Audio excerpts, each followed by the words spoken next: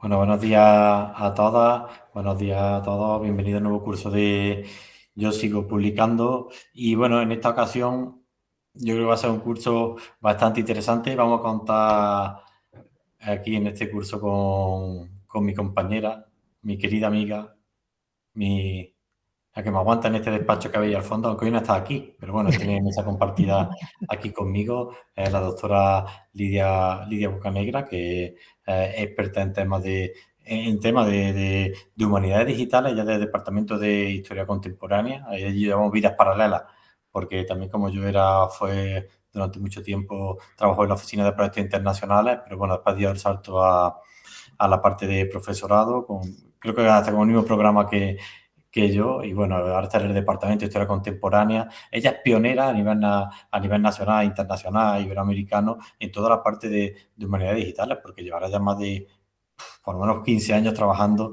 en temas de humanidades digitales, que evidentemente conecta mucho con este tema de ciencia ciudadana. Está trabajando, preparando plataformas para coger testimonios sobre el exilio de la guerra civil, sobre todo la parte en Argentina, ¿no? Creo que estuviste trabajando. En fin, desde siempre ha tenido un perfil muy tecnológico, ha tenido también un perfil muy humanista y como ha pasado, esos perfiles son muy interesantes y ha sido capaz de crear plataformas y de contribuir con muchas aportaciones a toda la parte de las humanidades digitales, que es un ámbito que me da la impresión de que nunca termina de estallar del todo, ¿verdad, Lidia? Y bueno, Exactamente. ahora Lidia, ya estamos en el vicerrectorado de Innovación Social, Empleabilidad y Emprendimiento. Y ella, precisamente, la parte que coordina, o por lo que está en este vicerrectorado, es por su expertise en ciencia ciudadana. Exactamente. Y bueno, creo que se llama tu coordinación de ciencia ciudadana, ¿no? Exactamente. Así es. Ponme la presentación que no la veo, que te ha Te ido. la pongo ahora mismo. Ahí. Bueno, y vas a hacer un curso hoy de introducción a los métodos de la acción ciudadana, estrategias participativas y de compromiso público. Quiere decir que el líder lo que va a hacernos es una introducción básica a todo esto de la acción ciudadana, que como pasa con todos estos conceptos, creo que son bastante complejos, se pueden abordar diferentes problemas, pero son conceptos muy interesantes porque gran parte o una parte importante de la ciencia se hace a través de este tipo de metodología, y además suele haber bastante confusión sobre qué es la ciencia ciudadana. Y Exactamente. bueno, pues hasta donde llega mi entender, no hoy día la ciencia ciudadana es aquella en la que los ciudadanos participan en el mismo proceso de investigación, bien sea como recolectadores de datos, pero con una intervención directa, porque la gente confunde la ciencia ciudadana con a lo mejor dar una charleta en un bar, que sería divulgación científica, ¿no? Pero bueno, Exactamente. se confunde mucho, está muy bien que clarifiquemos. Y me voy a callar, pero sí quería comentar dos cosas.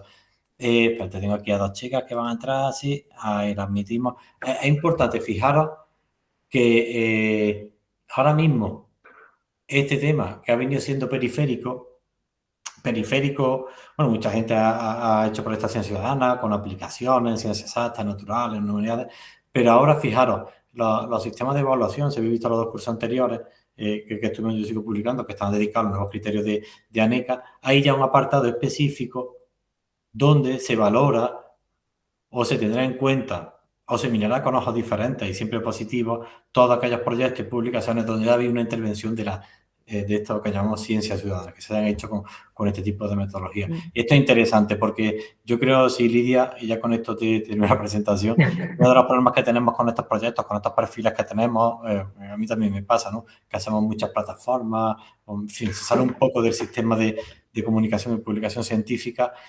Uno de los problemas que nos enfrentamos es que no eran valorados positivamente. Entonces, claro, o no eran valorados o les daba igual. Entonces, claro, cuando tú te pones a hacer un proyecto, sobre todo los que seáis más jóvenes, dices, bueno, aquí yo me voy a centrar en hacer publicaciones antes que intentar montar una plataforma de ciencia ciudadana, en fin, porque es bastante complejo. Pero yo creo que ahora, con los cambios que está, os animo a que os animéis a realizar este tipo de proyectos. Lidia, oye, muchísimas gracias por participar. Te queremos.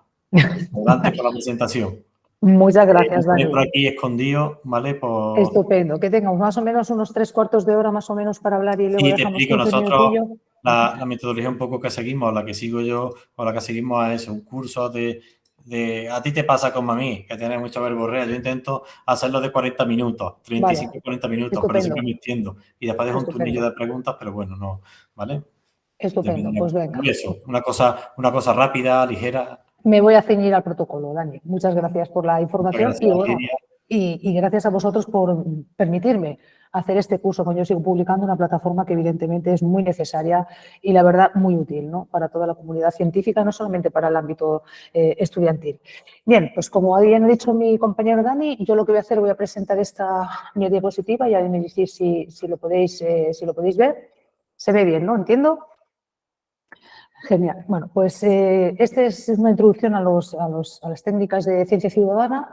Esta es la programación que tengo con vosotros. Os voy a conceptualizar un poco qué es ciencia ciudadana, qué se entiende. Os voy a hablar de qué enfoques de ciencia ciudadana hay y qué actividades participativas, pero ojo, hablar de ciencia ciudadana es también hablar de actividades de involucración, ¿de acuerdo? Y también cómo esto se conecta con la ciencia abierta y la ciencia, como no, evidentemente, uno de los, digamos, estrategias que aboga ya no solamente la Comisión Europea, sino también, como no, el Ministerio de Ciencia e Innovación. ¿Qué es la ciencia ciudadana? Y sí, básicamente es, como por así decirlo, es la inclusión de los miembros del público en algún aspecto de la investigación científica. La investigación científica es como imaginaros una línea horizontal. En esta línea horizontal lo que vamos a tener es una serie de estrategias, ¿no?, de etapas de la investigación. En una fase de definición de conceptos, análisis, etcétera, incluso de análisis de resultados. Pues bueno, ¿dónde vaya a participar la ciudadanía con los investigadores, ¿no?, con los científicos y las científicas sociales que dirigen este proyecto? Se le vaya a denominar de una manera u otra, ¿de acuerdo? Básicamente es un amplio conjunto de actividades a múltiples escalas donde la ciudadanía en sí y partes interesadas van a participar en este proyecto de investigación. Cuando hablamos de ciudadanía puede ser desde la persona que trabaja en una panadería, pasando por una parte interesada, una institución, etcétera, por estudiantes que en alguna manera participan en este proyecto. Vamos a hablar, yo al final de esta diapositiva os voy a poner un montón de ejemplos, ¿de acuerdo?, para que veáis de proyectos actualmente en curso que ya han sido puestos, que ya han sido financiados, nacionales e internacionales, que utilizan esta estrategia, para que veáis un poco qué ejemplos tenéis y así os podéis visualizar mejor. Pero vosotros seguramente habéis escuchado hablar mucho del crowdsourcing. ¿De acuerdo? ¿Qué es el crowdsourcing? Básicamente, el crowdsourcing es una técnica, digamos, es una técnica de la ciencia ciudadana. ¿De acuerdo? Sobre todo, esta es una de la técnica más utilizada dentro de esta corriente metodológica, que es la ciencia ciudadana, y en donde básicamente la gente lo que va a hacer es va a aportar normalmente datos, ¿no?, de manera anonimizada, seguramente a través de una plataforma online y seguramente detrás de una llamada a la participación, ¿de acuerdo? Por eso se llama el crowd, ¿de acuerdo? El aportar datos en un proyecto o iniciativa específica, ¿de acuerdo?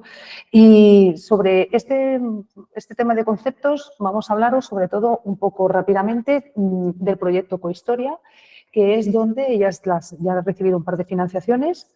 La primera fue, sobre todo, con los fondos operativos FEDER, aquí en la Universidad de Granada, y luego un proyecto de plan nacional donde se dedica este proyecto, que lo veis ahí, el de cohistoria.es, a identificar iniciativas, ¿de acuerdo?, y proyectos de investigación en humanidades a nivel internacional y nacional español, ¿de acuerdo?, de tal manera que luego yo con eso lo que hago es estandarizar esos procesos participativos, ver cómo participan, qué estrategias utilizan, cuáles son sus actividades y luego analizo todos esos datos. Os voy a enseñar aquí unos resultados sobre ese tipo de participación.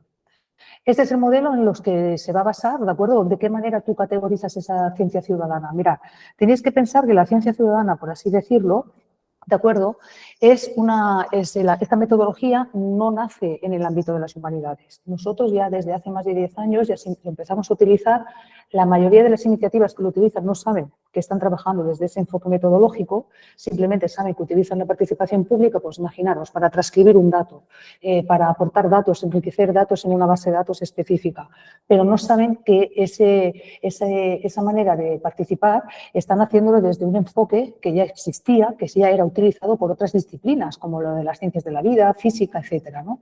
Y ellos sí que ya tenían muy claro, sobre todo a nivel de aportación de datos, de utilizar esta estrategia participativa. Un proyecto de investigación ideado desde la academia con una persona que lo dirige, una persona científica que dirige esa iniciativa, ¿de acuerdo?, y que simplemente utiliza al público para determinados procesos, análisis, aportación de datos, etcétera, en su proyecto de investigación. Bien, pues yo lo que hago es que sé que se está utilizando, como yo lo hacía con mi primer proyecto Exiliadas desde hace más de 10 años, que estaba utilizando esta estrategia, pero no sabía que se llamaba así y no sabía cómo funcionaba. De ahí viene la necesidad de crear estos dos proyectos de investigación, que lo que hace es que se focaliza únicamente a nivel metodológico cómo se está utilizando en el ámbito de las humanidades. Y este es el modelo PES, el Public Participation Strategies, un modelo que yo utilizo de otras disciplinas y que lo adapto a la nuestra, ¿no?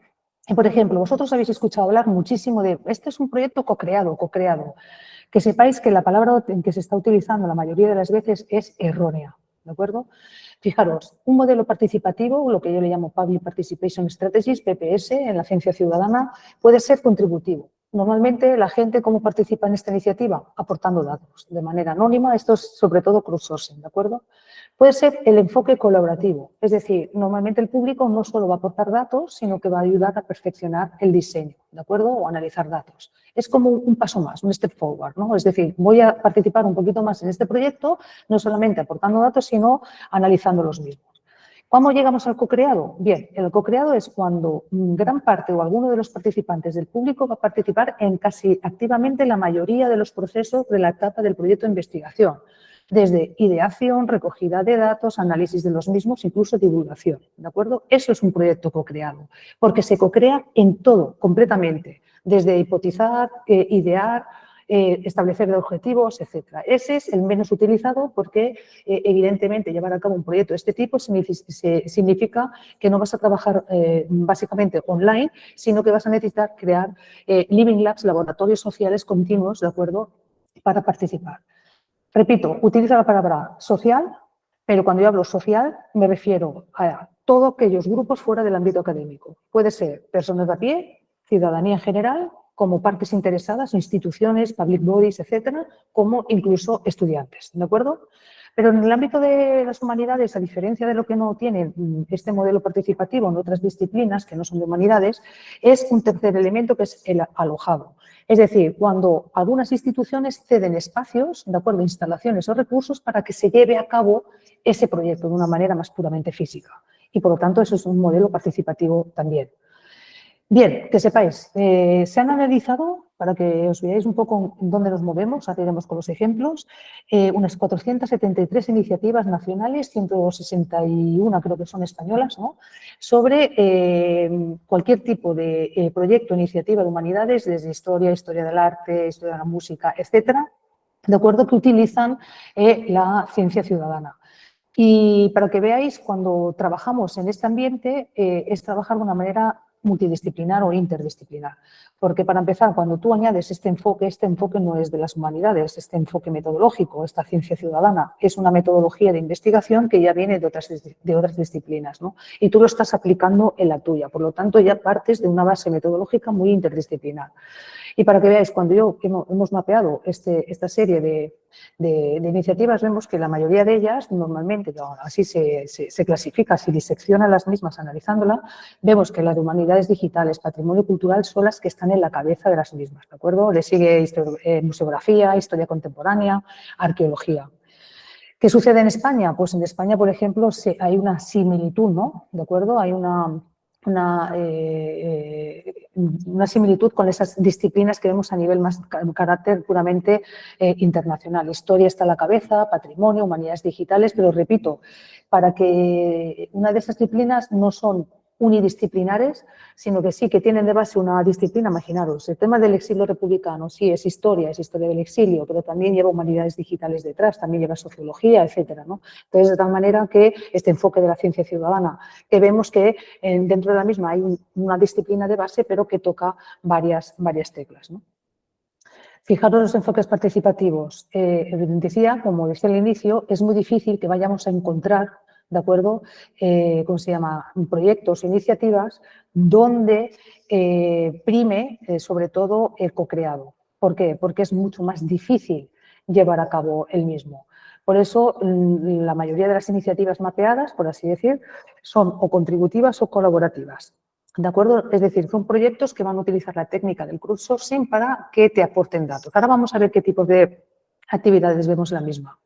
De tal manera que lo que tenemos en delante son proyectos que son rápidos de hacer en la medida que no es por la facilidad de hacerlo, sino rápido de la involucración de este público. A un público donde yo no tengo que montar una infraestructura física, utilizar una institución, etcétera, para llevar a cabo reuniones esporádicas, tipo estilo focus group, en fin, in situ, ni mucho menos. Todo esto se hace en línea, la gente es un drop, ¿de acuerdo? Una manera goteo de recepción de información.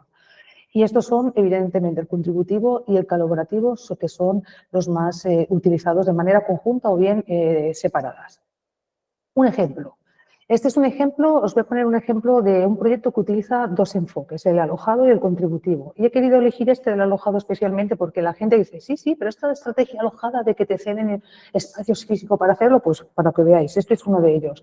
Este es el Virtual Martin Luther King Project, es de creo que es de la Universidad Carolina University. Esto es una recreación inmersiva, ¿de acuerdo?, donde recrea un momento histórico de un discurso de Martin Luther King realizado que es la Creative Protest Fill Up the Days, ¿no? Este discurso no fue grabado en su momento, entonces lo que hacen en este proyecto es utilizar un doble que imita la voz del discurso de Martin Luther King y lo hace precisamente en diferentes exhibiciones, pero especialmente en la iglesia. Por ejemplo, en la iglesia bautista White Rock, que es donde originalmente se hizo este proyecto, ¿no? Donde se realizó este discurso por Martin Luther King. Bien, pues si tú vas accediendo dentro, te das cuenta de que tú puedes escuchar y vivir esa experiencia escuchando de manera sonora con unos cascos en estas exposiciones virtuales y en el mismo tú puedes escuchar a Martin Luther King desde las gradas, desde la primera línea, segunda línea, sentado, etcétera, ¿no? Y ves más o menos la reacción que eso provoca.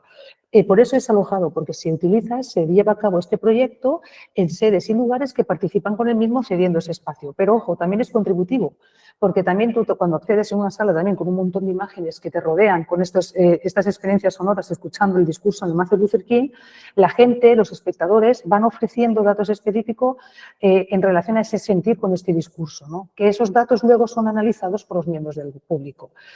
O sea, es imagen, sonido y experiencia sensitiva sonora. La verdad que es muy, muy interesante. ¿Qué actividades participativas tenemos? Pues fijaros, enriquecimiento, entrada de datos.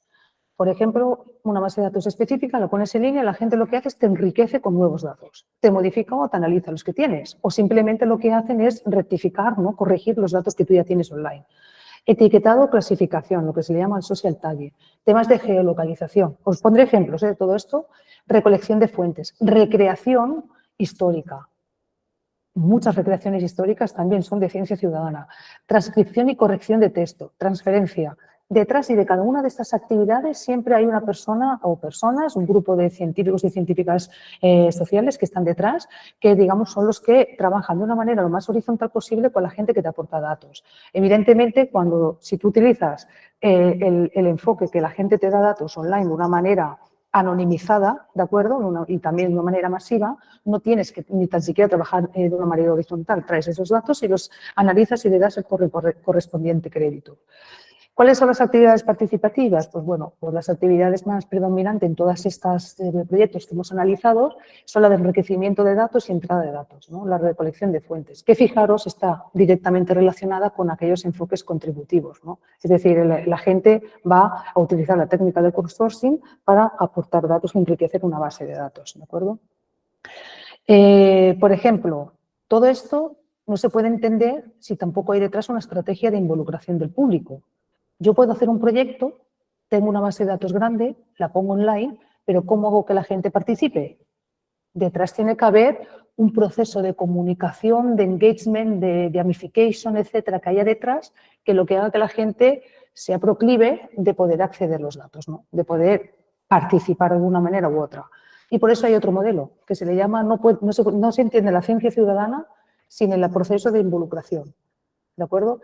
Y estamos hablando de lo que se le llama el Public Engagement Strategy, son estrategias de involucración. Pues fijaros, de la misma manera que tenemos cómo se va a participar, qué actividades participativas hay, cómo yo voy a hacer que esa gente participe. Y aquí, pues por ejemplo, hay varios aspectos. Por ejemplo, yo utilizo el tema de mi proyecto o iniciativa para involucrar a la gente o no. En mi caso, por ejemplo, que tengo un proyecto de exilio republicano, sí utilizo el tema como estrategia para captar usuarios y usuarias que me aporten información, ¿de acuerdo? Tengo un público específico. Y ahí entramos en la segunda cuestión. ¿Hacia dónde dirijo yo mi proyecto de investigación? ¿A qué público va dirigido? ¿Va a un público específico? ¿De acuerdo? Por lo tanto, ¿es un proyecto dirigido o no dirigido? En mi caso, sí. Por ejemplo, en el proyecto que yo tengo de exiliadas, el público objetivo, el objetivo es abierto a todo el público, todo el mundo puede participar, pero el main focus, el objetivo principal, son los familiares del exilio. Por lo tanto, sería un público objetivo dirigido. ¿Pero qué pasa con el organizador? El científico o científica que está detrás, ¿no? O científicos o científicas que están detrás. ¿Es activo? Es decir, yo los datos que me llegan, lo que hago es que, digamos, necesito yo estar continuamente en medio para que aporten datos, o simplemente una manera es unas ciertas estrategias, pero no necesito estar detrás para que funcione la plataforma. Por ejemplo, el mío, el proyecto Exiliadas, es pasivo. Es decir, el proyecto en sí, una vez establecida, analizada y hecho un boosting comunicativo X, va funcionando sola, porque los datos se van recibiendo, porque el usuario se registra, añade datos en una especie de base de datos interna, etcétera, y eso lo va recibiendo el sistema, ¿de acuerdo? Y evidentemente es porque puede funcionar de una manera autónoma, por así decirlo. ¿Y qué pasa con los datos que me llegan? ¿Pasan por un filtro de verificación de alguien o no? Normalmente podemos hablar de niveles de verificación de un dato, pero en este caso, por ejemplo, en el mío, yo verifico rápidamente, no se publica automáticamente. Cuando el usuario da clic, manda el dato, yo lo que no hago es publicarlo directamente. El sistema funciona autónomo, pero todo eso pasa por un filtro de verificación previa, un primer filtro, que lo que hago yo es que no haya, pues, imaginaros, palabras feas, insultos, que no haya ciertas incongruencias, de una manera muy rápida. Y lo publico. Luego ya se encargará la persona que utilice ese dato en contrastar los mismos, etcétera, ¿de acuerdo? Y, por ejemplo, en el caso mío del proyecto Exiliada sería un proyecto mediado, ¿no? Entonces, ¿por qué me sirven estos modelos? Me sirven para poder yo analizar todas estas iniciativas, establecer clasificaciones de enfoques participativos y enfoques de estrategia de involucración al público. No pueden funcionar de una manera autónoma ninguno, tienen que estar dentro de los dos modelos, tienen que ir paralelos y a partir de ahí me sirven a mí para clasificar. Fijaros, de todos los proyectos que hemos visto, la mayoría de los, si nos vamos para atrás, el dominio de investigación, aquí la mayoría de los proyectos son endógenos, es decir, que se originan dentro de la temática, utiliza la temática de estudio para captar gente, ¿de acuerdo? Por lo tanto, el público objetivo normalmente no es incluso ni dirigido. Fijaros, aquí hay en mi caso, el proyecto Exiliadas, utilizo el tema para captar gente, pero y el público normalmente que está dirigido es dirigido, pero en este caso no. Es decir, que son temas abiertos al público en general. ¿De acuerdo? ¿Cuál es el papel del organizador? En este caso es más bien activo. Activo en la medida en que tiene que trabajar de una manera más constante la plataforma que está utilizando, normalmente son herramientas en plataformas web abiertas, para que el proyecto funcione. Tiene que estar detrás, ¿de acuerdo? Y la mayoría, y aquí también coincide con, por ejemplo, con mi proyecto, todos los datos que se mandan a la plataforma pasan por un filtro de verificación, no se publican automáticamente, ¿de acuerdo? Y esto se debe también a que, pues bueno, pues ahí, sobre todo con proyectos a grandes escalas también, no podrías publicar todos los datos así como así, porque, pues bueno, a mí nunca se me ha dado el caso de que me hayan enviado algo, pues, por así decirlo, falso o por así decirlo, con palabras malsonantes, ni mucho menos. Gracias a lo que sea, pues ha funcionado bien, pero eso sí, siempre ha sido el tratamiento, se ha verificado antes de publicarse. Y fijaros, aquí tenemos qué actividades de engagement tenemos de este compromiso público para que la gente participe, ¿no? Pues mirad, se puede gratificar a modo de autoría el hecho de que cuando te aportan muchos datos, tú, con permiso de esa persona, le cedes el nombre de esa persona, el apartado de créditos de un proyecto, en una sección específica de una web, etcétera. Un certificado de participación también, dependiendo cómo sea, lo puedes ofrecer. El tema de formación, se están formando. Es decir, hay páginas web, por ejemplo, la mía en concreto, yo publico fichas porque está basado en el acceso abierto, en el Open Data, ¿no? En el datos abiertos, pero también lo que hago es ofrecer mucha información sobre el exilio de una manera gratuita, ¿no? El tema de gamificación. Hay gente que está un super user, que está siempre allí transcribiendo y va obteniendo medallas porque el sistema está montado de tal manera que va recibiendo un montón de premios y demás. Recompensa económica, hay un montón de proyectos donde uno participa, cediendo datos y le dan un X dinero, ¿no? O incluso las redes sociales, el hecho de nombrar. Por ejemplo, yo en el proyecto Exiliadas, cuando me mandan la información, pues automáticamente, cuando ya tengo la autorización para hacerlo público, lanzo también esa ficha en las redes sociales vinculadas al proyecto, en Facebook y Twitter. Y eso pues también es una manera de gratificar, de recompensar, ¿de acuerdo? Y es aquí donde yo ya voy a ver un poquillo el tiempo, vamos bien, donde voy a hablar ahora ya directamente de ejemplos, de proyectos, ¿no? De todos estos enfoques y actividades que he ido hablando. ¿Todo bien hasta ahora? ¿Que alguien responda? ¿Bien? ¿Sí? Bueno, sigo. Mirad, este es un archivo contra la pared. Voy a hablar, ¿cuáles son las actividades de este proyecto? Este proyecto se basa en la recolección de fuentes, enriquecer una base de datos que ya está interna y la forma de actuar es contributiva. Es decir, es un archivo digital formado por documentos, panfletos, adhesivos, ¿no? Que están realizados por colectivos e iniciativas de carácter político y social de la ciudad de Sevilla desde el año 1978 hasta hoy, desde la transición hacia arriba, ¿no? Esto lo lleva a cabo Tramayor, que es una asociación en Sevilla basada en la cooperación horizontal y se convoca básicamente a la ciudadanía que tenga estos datos a que se los entregue. La manera de hacerlo es simplemente por un email. Es decir, tú puedes crear un proyecto, una iniciativa sin necesidad de crear una base de datos interna tuya, un sistema de contacto, de registro, etcétera. Lo puedes hacer tranquilamente con un email, para que veáis que hay muchos proyectos de este tipo. Y funcionan muy bien. Este es de patrimonio herido. Este es de la Universidad de Málaga y básicamente está desarrollado por el grupo de investigación eArtificeLab, sobre todo es muy basado en humanidades digitales. Y esta también enriquece entrada de datos, geolocaliza monumentos, ¿de acuerdo? Y lo que hace también, en cierta manera, es que les informan a temas de patrimonio monumental. De tal manera que cuando tú vas andando por X sitio, ves un monumento en la zona en Andalucía sobre todo, y ves que está herido, pues tú lo que puedes hacer es registrarte en esta plataforma, hacer una foto, mandarla y tú ves el deterioro de este monumento, ¿de acuerdo? Y también incluso si ves algo, pues que no lo toques porque puedes dañar más el monumento, etcétera. Y esta verdad es que es muy, muy interesante. Pues este también es colaborativo, si os fijáis, ¿de acuerdo? Este es colaborativo, el otro es contributivo, también es enriquecimiento de entrada de datos. Este de aquí, este está hecho por estudiantes, este es internacional. De la Universidad de Minnesota. Hay un curso de historia contemporánea, historia japonesa en este caso, y el profesor, que era Hiromi Mitsuno, lo que hace es que geolocaliza un mapa y hace que todos los estudiantes aporten datos sobre los lugares donde cayeron bombas durante la Segunda Guerra Mundial. Si abrís este mapa, clicando dentro, se os va a aparecer, está geolocalizado un pequeño pop-up, una pequeña ventana donde te sale información y vas a encontrar fotografía, lugar de la bomba, cuántos muertos hubo, etcétera. ¿De acuerdo? Quién lanzó las bombas y todo demás. Y la verdad que está muy interesante, ¿no? Y utilizaron Salvi 123 para llevar a cabo este proyecto. Otro ejemplo, este de aquí, de la Universidad de Granada, de hecho.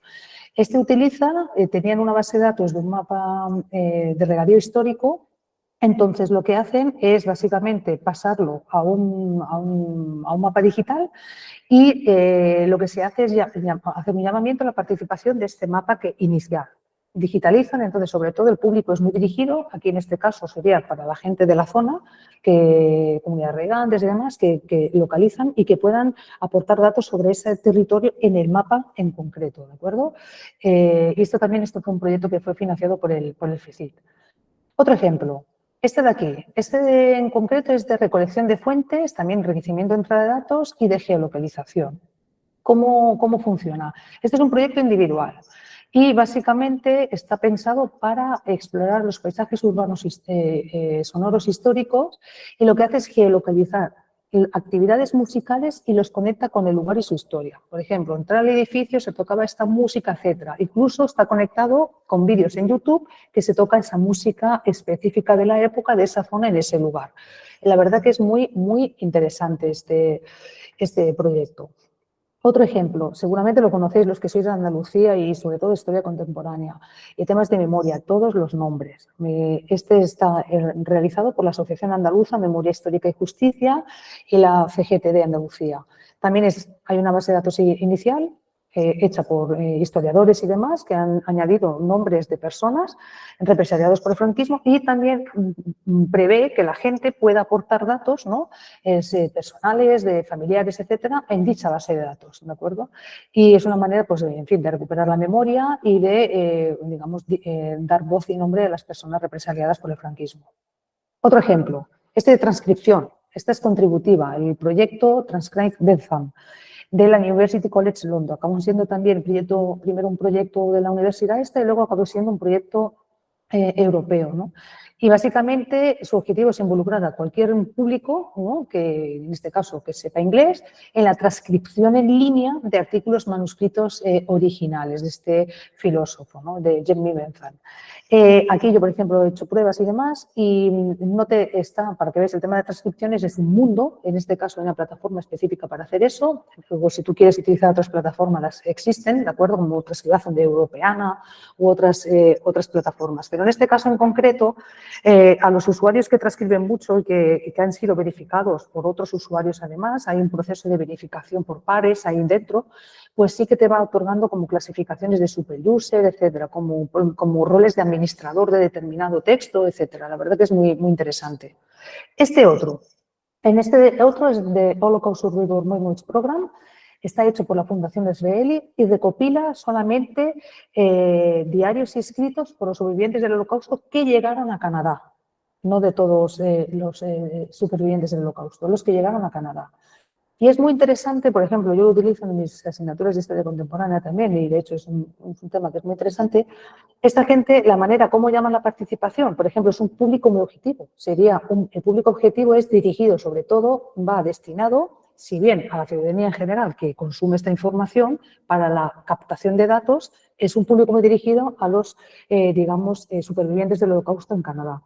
Entonces, aquí dentro lo que hacen es básicamente que por un email tú te pones en contacto y les mandas los datos por email, fijaros. Pero una vez, lo que tiene bueno este proyecto es que cuando reciben esos datos, la manera de visualizar y de conectar y relacionar esa información lo tienes ahí en el apartado de la pestaña de educación. Tiene una visión y una visibilización y de navegar entre los datos que publicitan que es muy, muy interesante. Otro ejemplo, este de Portugal. Este también es de recolección de fuentes y también contributiva, ¿no? Tiene recolección de fuentes y enriquecimiento de entradas de datos que ya tienen online. Este es de la Universidad Nova de Lisboa. Y básicamente el proyecto, la ciudadanía aporta historias relacionadas con la historia social de Portugal, como artefactos, objetos, y te explican la información de ese objeto. Es una mezcla entre antropología, sociología e historia, cómo no. Y la verdad que hay cosas muy interesantes. Es un poco débil en cuanto a la layout de la información, a la representación de la información, pero también lo hacen todo, creo que a través de un contact form o email. Estos los conozco yo personalmente de la universidad. Estos son de una compañía arqueológica irlandesa y lo que hacen es de Archaeological Projects, es un grassroots project, es decir, proyectos participativos colaborativos de la zona, no es un proyecto que es internacional, no. Estos se basan sobre todo en transcripción de tumbas, ¿no? Y digitalización, georreferenciación de tumbas históricas irlandesas. Entonces es muy local, es muy estatal, por así decirlo, ¿no? Entonces, una vez trabajan mucho con las comunidades, por eso se llama Grassroots Projects, trabajan pues, con alumnos de colegio, de instituto, escuela elementaria, también trabajan con gente jubilada que se los lleva allí y les enseña a fotografiar las tumbas con una máquina fotográfica, luego les enseña a hacer, ¿cómo se llama?, calcos de las lápidas y toda esa información. Los técnicos del proyecto rápidamente lo procesan, lo suben en la nube muy rápido y luego cualquier persona del mundo mundial, también que sepa inglés, puede transcribir manualmente todos los epitafios, ¿de acuerdo? Tiene un mogollón de información, es un proyecto muy, muy completo. Este de aquí, seguro que conocéis, El archivo histórico del Partido Comunista. Pues hay una colección digital, ¿no? Esto es un fondo fotográfico del archivo histórico del PC, que lo que hace la Complutense de Madrid es, mediante un proyecto, digitaliza, de acuerdo, exactamente con 800 datos, 800 objetos de cerca 1.300 imágenes. Todas esas imágenes, tú puedes acceder a las mismas, ¿no? Por diferentes áreas temáticas, hospitales, industrias de guerra, etcétera, y te permite el social tagging. Es decir, tú hay una información, llegas dentro, imagínate que reconoces a una persona, a un lugar, un coche, una marca de un coche, lo que sea, de la época de la guerra civil, y añades la información en ese tagging, sin necesidad de registrarte ni nada. Otro ejemplo, este de aquí, el Choice Cultural Heritage, es un proyecto europeo. En este de aquí, bueno, un consorcio de mogollón de países, y lo que hacen aquí básicamente es repensar y promover el patrimonio cultural histórico en esos países de ahí, en esas comunidades locales. ¿Qué actividades participativas llevan a cabo? Una de ellas es hacer un teatro, pero no un teatro cualquiera, un teatro local, tratando temas locales, históricos locales, ¿no? Temas de, imaginaros, de la Segunda Guerra Mundial, etcétera, a los que se invita a participar a las personas del lugar, en ese teatro. Es una manera de entrar en contacto con la cultura participando en ella. Otro ejemplo, este es el Postoria. Este es de la Universidad Autónoma de Madrid y combina el estudio académico con la ciencia ciudadana sobre procesos de gentrificación y turistificación, de acuerdo de los espacios específicos. Y básicamente tiene una serie de piezas audiovisuales que básicamente pues, se va creando un archivo, ¿no?, de acción e intervención sobre esta zona utilizando esa recolección de fuentes. Si no me equivoco, ahora mismo lo digo de memoria, creo que se hace también trámite un formulario de contacto, que la gente aporta datos. Y con este terminamos, que es Abandoned Spain. Es un proyecto de recolección de datos y enriquecimiento de datos. Y primero fue una iniciativa personal, luego de grupal. A mí me gusta mucho el tema de los espacios abandonados, ¿no?, porque es una manera de recuperar también la historia de esa zona, vincularla con la zona local, y es una manera respetuosa de acceder a los mismos, fotografiarlos y verlos, ¿no? Entonces, aquí poco a poco pasó de ser un proyecto personal a nivel grupal y cualquier fotógrafo, sobre todo fotógrafos profesionales o bien aficionados, van participando, añadiendo información de los lugares donde han ido, han fotografiado las zonas, los han subido y todo pues de una manera bastante profesional. Y llegado aquí, de todo lo que hemos hablado, ¿no?, de ciencia ciudadana, de estrategia ciudadana, ¿no?, ¿cómo se vincula esto? ¿A qué estrategia más grande forma parte de la ciencia ciudadana? Algo de que lo hemos dicho de inicio, y es precisamente la ciencia abierta, ¿no?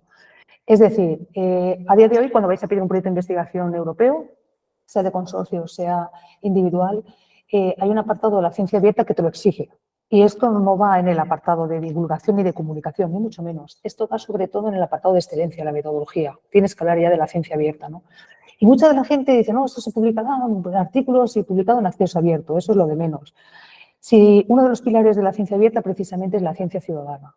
¿De qué manera tú involucras la ciudadanía en tu proyecto? De cualquier modo, de manera anónima, de manera puntual, desinteresada. No hace falta hacer un laboratorio, ¿no?, donde te vas a consumir tiempo e incluso no solo tiempo, dinero y buscar infraestructura. Es muy trabajoso, pero sin embargo, tú utilizas la gente, que la involucres de una manera, estás en cierta manera haciendo mucho más democrático tu forma de investigar, ¿de acuerdo? Y la gente es mucho más comprometida con lo que tú estás haciendo. Es la mejor manera de diseminar de manera científica y divulgativa tu conocimiento.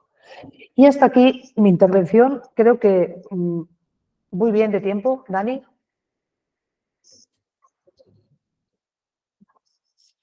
¿Alguna preguntilla?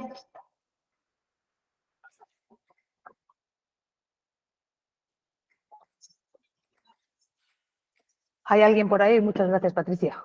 Te veo. Puedes ponerte si quieres, no sé si te puedes poner el audio.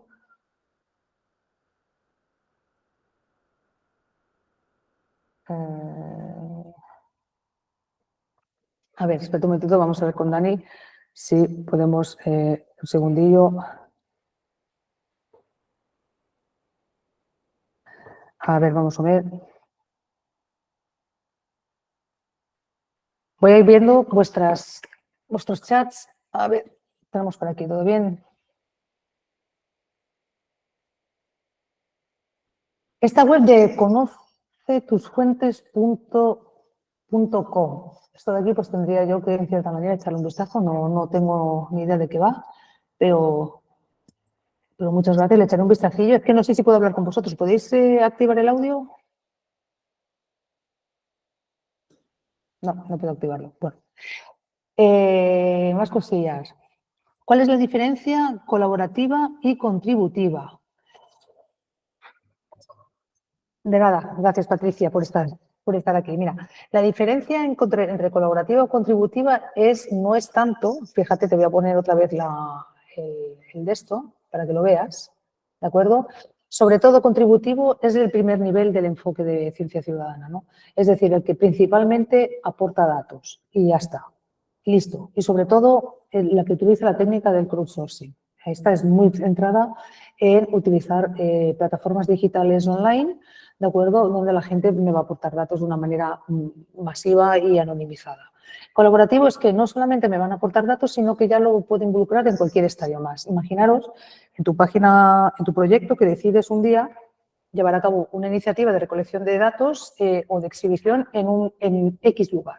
Y, por lo tanto, ya estarías utilizando otro enfoque, que es el alojado, y la gente, digamos, participa diferentemente en tu proyecto, no solamente aportándote datos, ¿de acuerdo? Sino que también te ayuda a difundir los mismos o a analizarlos. Está esta diferencia un poco que siempre es muy blur, ¿no? Y uno tiene que aplicar un poco su criterio para saber dónde se está moviendo, pero normalmente de base tú siempre utilizas un enfoque. Luego puedes ir aplicando o añadiendo algunos otros más. No sé si me he explicado, supongo que... ¿Y alguna cosilla más? ¿Alguna pregunta más? Me alegro. Espera un momentito porque creo que tengo a Dani en la otra línea. Un segundito.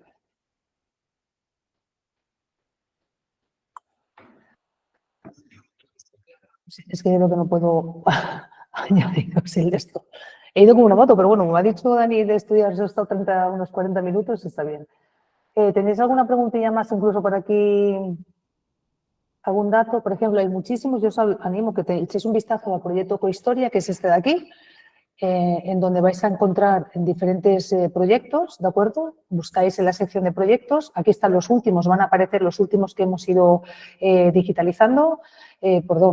clasificando, y dentro de los mismos pues vais a encontrar informaciones específicas sobre ellos, ¿no? Que la idea es de que nos sirva para poder, en cierta manera, ver el estado actual de la cuestión sobre este tema en España y fuera, en humanidades, porque se sabe, y esto está claro, y lo veía porque me pasaba a mí, utilizamos, ¿de acuerdo? Ahora hago esta pregunta, utilizamos esta estrategia sin saber que estamos trabajando dentro de la ciencia ciudadana y menos de la ciencia abierta, que la gente sepa ubicarse un poco donde está. ¿Para que sea la aportación ciudadana habría límite mínimo? No hay un límite mínimo. Tú abres un proyecto, lo dejas establecido para ciencia ciudadana y, evidentemente, en función de los resultados que te van dando, tú vas a analizar esos. No hay un aporte mínimo. Si te participan 10 personas, pues son 10 personas. Quiere decir que la estrategia está ahí. Luego ya el número límite, de momento, no. Te va a servir, contra más datos tengas y más participación, evidentemente, mejores van a ser los resultados, porque tienes una muestra amplia, ¿no? para analizar.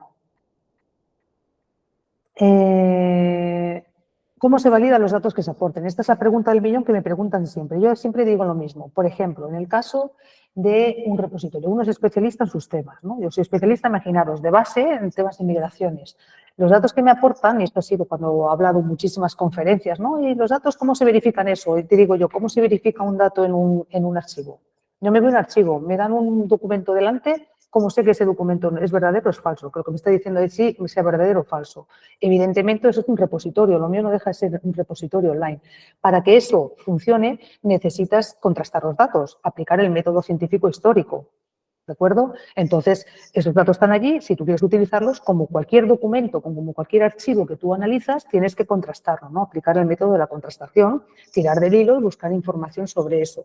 Si yo te cuelgo, por ejemplo, un documento en la web que me lo ha aportado X persona acerca de otra persona, de un tercero que se exilió o que se emigró y hay un montón de datos, yo lo que hago, o tú, científico o científica social, agarras ese dato y empiezas a tirar del hilo y ver, dijo que estuvo en tal campo de concentración. Vamos a ver si es verdad, campo de concentración. Oh, sí, listado, estaba aquí, perfecto. Dice que estuvo trabajando en esta compañía de trabajadores extranjeros. Déjame ver. Y ves más o menos, evidentemente, aplicas el método científico. Es como un repositorio institucional online, a través de, digamos, por así decirlo, fuentes privadas, ¿no? Básicamente de archivos personales, que son tan perfectamente válidos como cualquier archivo que esté institucional. Es decir, que la persona con la caja de zapatos de familia que tiene, en lugar de llevarlo a un archivo, lo tiene ella, pero lo deposita digitalmente en un proyecto de este tipo. No sé si me he explicado la información. Por ejemplo, también están los procesos de las evaluaciones cruzadas, el tema de las transcripciones, cómo se validan los datos, ese quality check de una manera de remirar ese dato continuamente con otras personas, es un quality check estupendo. Ahora imaginaros, se podría aplicar la inteligencia artificial para llevar a cabo ese proceso, pero no dejaría de ser, no en vano, que personas interesadas que tengan cierta manera, cierta expertise en eso, que conozca el tema, no tiene por qué tener un grado ni un doctorado ni nada de eso, pueda validar lo que ha hecho la inteligencia artificial, por ejemplo. ¿De acuerdo?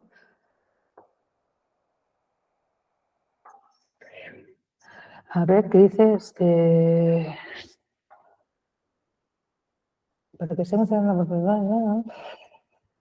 A ver, Francisco dice, ¿en qué medida los datos así recogidos son admitidos en las publicaciones de la academia? Por supuesto que son admitidos, porque, repito, en la academia yo tengo todas las publicaciones hechas muchísimo utilizando datos online, aplicando la contrastación. Si eres historiador, en mi caso, yo tengo que aplicar el método científico para analizar eso. Lo aplico en la fuente, cualquier fuente que me llegue, sea del archivo o el archivo digital, sea de quien sea, o un privado que venga con un documento, por ejemplo. Yo eso lo tengo que verificar, lo tengo que contrastar. Entonces, eso, por supuesto que está. Vamos, yo tengo la gran mayoría de mis publicaciones basadas con archivos digitales. Ningún problema. Es más, si ahora, como bien decía Dani, el tema de la ciencia ciudadana es una cosa que se va a empezar y ya se va a evaluar de una manera en tu currículum. Es decir, que el hecho de que se trabaje de una manera desinteresada en proyectos de este tipo, que han sido financiados de un año, pero yo llevo trabajando en este, por ejemplo, más de 10, de una manera desinteresada, que eso se tiene en cierta manera ya que poner en valor y valorar, porque yo hago una ciencia compartida, ¿no? Más democrática, más comprometida con la sociedad. Y eso es lo que se está buscando. Cualquier tipo de entidad financiadora está buscando ya esa manera de hacer. A ver, Sergio dice, un recurso que uso mucho, el Family Search, sí, que también permite compartir elementos genealógicos, los documentos digitales son muy útiles. Esto también es un proceso, eso evidentemente es compartido, como no, que se lleva a ciencia ciudadana, muy interesante. Lo que creo que en el Family Search, aparte del registro, si no me equivoco, sí, tienes que pagar para acceder a X, antes no, pero ahora sí, bueno, hace ya tiempo, creo que tienes, si no me equivoco, Sergio, me estoy equivocando, tienes que pagar para poder acceder, que te den más datos de los que tú puedes llegar a Family Heritage o Family Search, creo que es así. Vale, sí, te tienes que registrar, eso lo sabía, pero me parece que aún registrándote, si pagas, creo que tienes acceso a una mayoría, porque esto también se ha convertido un poco en un business, entonces hay que ver. Es MyHeritage, exactamente, perdón, bravo, Sergio, es MyHeritage, es donde antes en MyHeritage accedías a los datos y luego ya no. Y ese de Family Search, sí, vale, estupendo, pues muchas gracias, Sergio. ¿Alguna cosilla más que tengáis en mente? ¿Os gustaría aplicar este tipo de estrategia en vuestra investigación? Yo creo que es muy sencillo, ¿no? Es mucho más sencillo el hecho de poder utilizar, por así decirlo, de una manera el contributivo, ¿no? Donde la gente te va a aportar datos. Es una manera de iniciar con la ciencia ciudadana y luego, como el proyecto, cuando utilizas la ciencia ciudadana en un proyecto, el proyecto es vivo, se convierte en vivo. Es muy difícil, digamos, matarlo, ¿de acuerdo? Es muy difícil que estás haciendo una iniciativa y de golpe porrazo de raíz lo cortas. Porque, por ejemplo, no lo he hablado, pero las estrategias de comunicación son muy importantes vincularlos a redes sociales, ¿no? Con esa iniciativa. Y que tú te muevas en redes sociales abiertas temáticas, donde vas a lanzar tu iniciativa. Porque si quieres captar datos, por ejemplo, si mi estrategia va a un público dirigido, lo que hago es meterme en estas redes sociales temáticas y por allí lo lanzo, ¿no? Y eso es muy, muy interesante. Ese se le llama el boosting comunicativo. Cuando yo, por ejemplo, lo veo, analizo a la gente que entra en los proyectos y me doy cuenta que cuando hablo de proyectos exiliadas en congresos, no sé qué, no sé cuántos, sé cuando me meto, por ejemplo, en el Google Analytics, el pico de subida de gente y la cantidad de datos que voy recibiendo, de nuevas fichas y tal. Y siempre hay una relación directamente proporcional con el boosting, el push comunicativo con el tema del proyecto. ¿Alguna preguntilla más?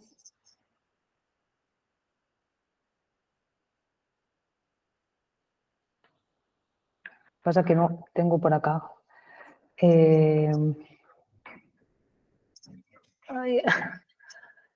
A Dani por acá. Bueno, pues listo. Si no tenéis alguna preguntilla más.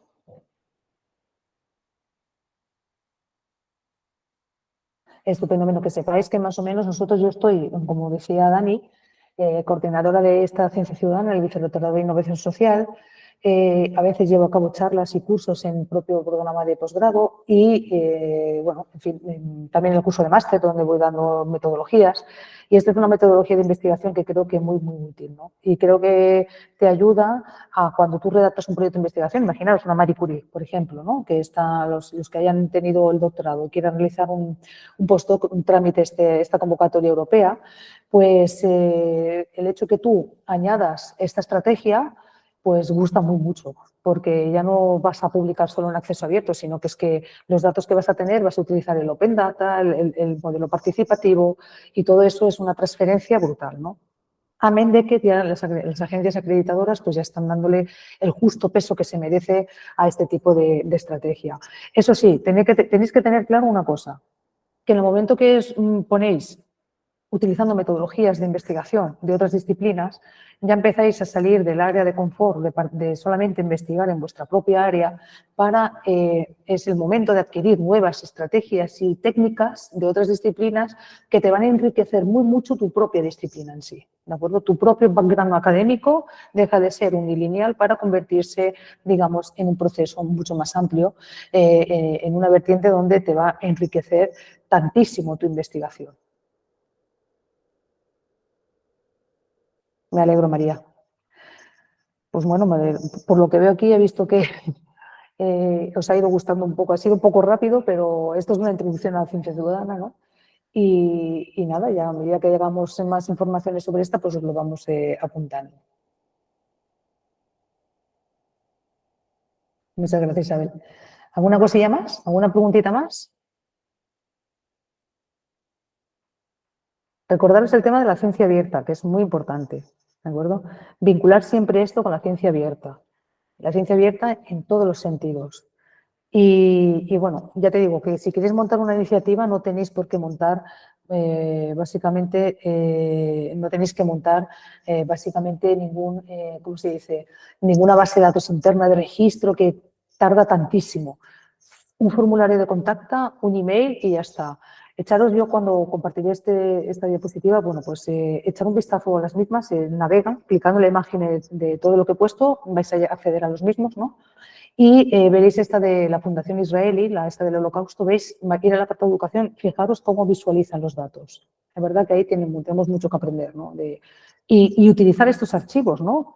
Cuando escribís un proyecto de investigación, utilizar también los proyectos que están en marcha como fuentes no solo de bibliografía. También podéis utilizar los proyectos como estado de la cuestión de vuestros proyectos, que eso es muy interesante. Habláis de ciencia ciudadana, pues bueno, pues ahí ya tenéis para citar la tira, ¿no? Que eso es muy interesante. ¿Alguna preguntilla más? Creo que mi amigo Dani está por acá. Creo que ya estamos terminando. A ver si accede Dani y ya pues finalizamos el curso.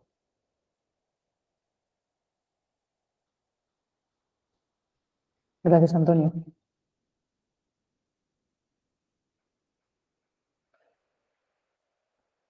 Bueno, pues nada, creo que está entrando Dani para cerrar el curso o si no tiene ninguna Muy preguntilla, bien, Lidia, pues aquí está Dani. Eso. cortamos, si te parece. Me parece bien. Muchas gracias a todos. Gracias de nuevo, Dani, por darme esta oportunidad de hacer esta charla en Yo Sigo Bueno, gracias a Publicando. ti por participar, que sé que estás en tiempo fatal. Seguiremos profundizando en el tema que he visto que ha gustado, así que os agradezco a todos la participación. Muy amable. Muchas gracias. Venga, un abrazo a todo el mundo, gracias. A todos, hasta luego. Adiós.